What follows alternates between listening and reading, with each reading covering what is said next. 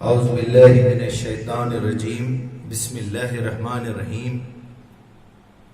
سورہ بقرہ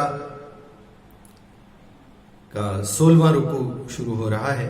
آیت نمبر 130 سے اس کی شروعات ہوگی اور یہ پہلا پارہ یہاں ختم ہو رہا ہے۔ آسان قرآن کے نام سے جو سلسلہ جاری ہے اس کا یہ 17واں ویڈیو ہے اور اس کی شروعات ہوتی ہے وَمَن يَرْغَبْ عَن مِلَّةِ إِبْرَاهِيمَ إِلَّا مَن سَفِهَ نَفْسَهُ۔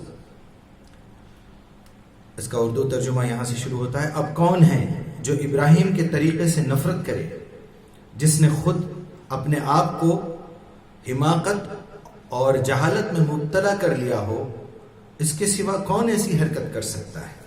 ابراہیم تو وہ شخص ہے جس کو ہم نے دنیا میں اپنے کام کے لیے چن لیا تھا اور آخرت میں اس کا شمار صالحین میں ہوگا۔ اس کا حال یہ تھا کہ جب اس کے رب نے اس سے کہا مسلم ہو جاؤ، یعنی فرما بردار ہو جاؤ، تو اس نے فوراً کہا میں مالک کائنات کا مسلم ہو گیا، یعنی فرما بردار ہو گیا۔ اسی طریقے پر چلنے کی ہدایت اس نے اپنی اولاد کو بھی کی تھی اور اسی کی وصیت یعقوب نے اپنی اولاد کو کی تھی۔ اس نے کہا تھا میرے بچوں، اللہ نے تمہارے لیے یہی دین پسند کیا ہے، لہٰذا مرتے دم تک اسلام پر ہی قائم رہنا اور مسلم رہنا۔ پھر کیا تم اس وقت موجود تھے جب یعقوب اس دنیا سے رخصت ہو رہا تھا اور اس نے مرتے مرتے اپنے بیٹوں سے پوچھا بچوں میرے بعد تم کس کی بندگی کرو گے؟ ان سب نے جواب دیا ہم اسی ایک خدا کی بندگی کریں گے جسے آپ نے اور آپ کے بزرگوں ابراہیم، اسماعیل اور اسحاق نے خدا مانا ہے، اور ہم اسی کے مسلم اور فرما بردار رہیں گے۔ وہ کچھ لوگ تھے جو گزر گئے، جو کچھ انہوں نے کمایا وہ ان کے لیے ہے اور جو کچھ تم کماؤ گے وہ تمہارے لیے ہے۔ تم سے یہ نہ پوچھا جائے گا کہ وہ کیا کرتے تھے۔ یہودی کہتے ہیں یہودی ہو گئے تو راہ راست پاؤ گے، عیسائی کہتے ہیں عیسائی ہو تو ہدایت ملے گی۔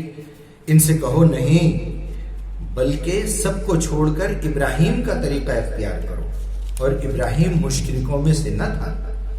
مسلمانوں کہو کہ ہم ایمان لائے اللہ پر اور اس ہدایت پر جو ہماری طرف نازل ہوئی ہے اور جو ابراہیم، اسماعیل، اسحاق، یعقوب اور اولاد یعقوب کی طرف نازل ہوئی تھی، اور جو موسیٰ اور عیسیٰ اور دوسرے تمام پیغمبروں کو ان کے رب کی طرف سے نازل کی گئی تھی۔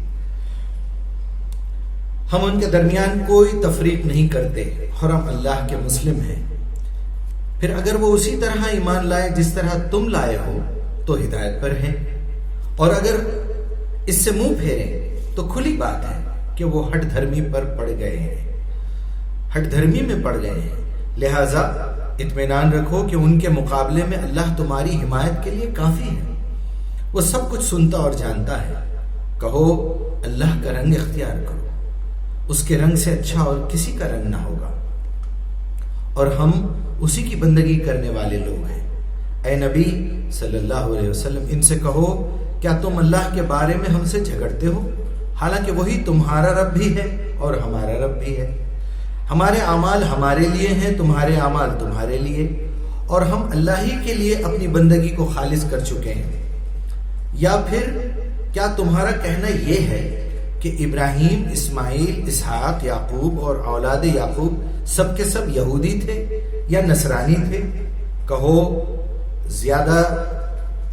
تم زیادہ جانتے ہو یا اللہ زیادہ جانتا ہے؟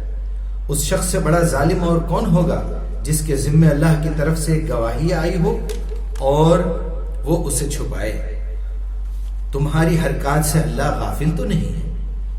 وہ کچھ لوگ تھے جو گزر چکے، ان کی کمائی ان کے لیے تھی اور تمہاری کمائی تمہارے لیے ہے، تم سے ان کے اعمال کے متعلق سوال نہیں ہوگا۔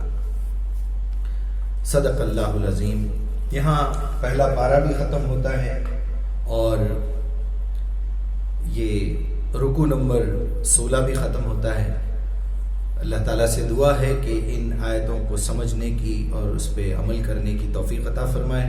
ہمارا دل، ہمارا ذہن اس کتاب کو پڑھنے اور سمجھنے کے لائق بنا دے، اور آج کی ان آیاتوں میں جو ہم کو دلاسا ملتا ہے، جو ڈھارس ملتی ہے اور جو ہمت اللہ دے رہا ہے، وہ یہی ہے کہ ابراہیم علیہ السلام اور باقی کے تمام انبیاء، ان یہودیوں اور عیسائیوں سے کہو کہ ہم کوئی تم کو نئی دعوت نہیں دے رہے ہیں، ہم سب کے باپ دادا سے اوپر جو ابراہیم، جو ہم سب کے دادا ہیں، ان کے دین کی ہم طرفداری کر رہے ہیں، انہی کے دین کو ہم پیش کر رہے ہیں۔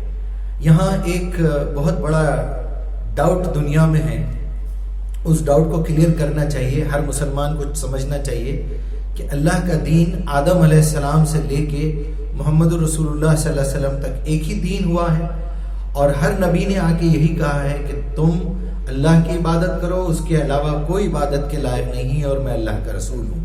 چنانچہ جب پہلا کلمہ بنا تو وہ یہی بنا کہ لا الہ الا اللہ آدم رسول اللہ، لا الہ الا اللہ نوح رسول اللہ، لا الہ الا اللہ ابراہیم رسول اللہ، یعقوب رسول اللہ۔ تو یہ اکثر غلط فہمی غیر مسلموں میں تو پائی جاتی ہے کہ یہ محمد رسول اللہ سے شروع ہوا دین ہے، اسلام ہے۔ نہیں، اسلام تو پہلے دن سے اسلام ہے۔ اسلام کا مطلب ہے فرما برداری۔ تو یہ بات اپنے ذہن میں رکھیں اور دنیا کو بھی بتائیں کہ ہمارا جو مذہب ہے، جو ہمارا دین ہے، اصل میں وہ دین کوئی نیا دین نہیں ہے۔ محمد رسول اللہ نے کوئی نیا دین پیش نہیں کیا، بلکہ وہی دین کو فرش کر کے بتایا جس میں ملاوٹ ہو گئی تھی۔ اللہ تعالیٰ سے میری دعا ہے کہ وہ ہماری غلطیوں کو معاف کرے، جو بات ہم سے غلطی سے نکل گئی ہو اسے مٹا دے، معاف کر دے، اور جو باتیں صحیح ہیں وہ ہمارے دل و دماغ میں بٹھا دے، اور ہماری دعاؤں کو قبول فرما، ہم کو اپنی خدمت کے لیے لے لے۔ جزاک اللہ خیر۔ السلام۔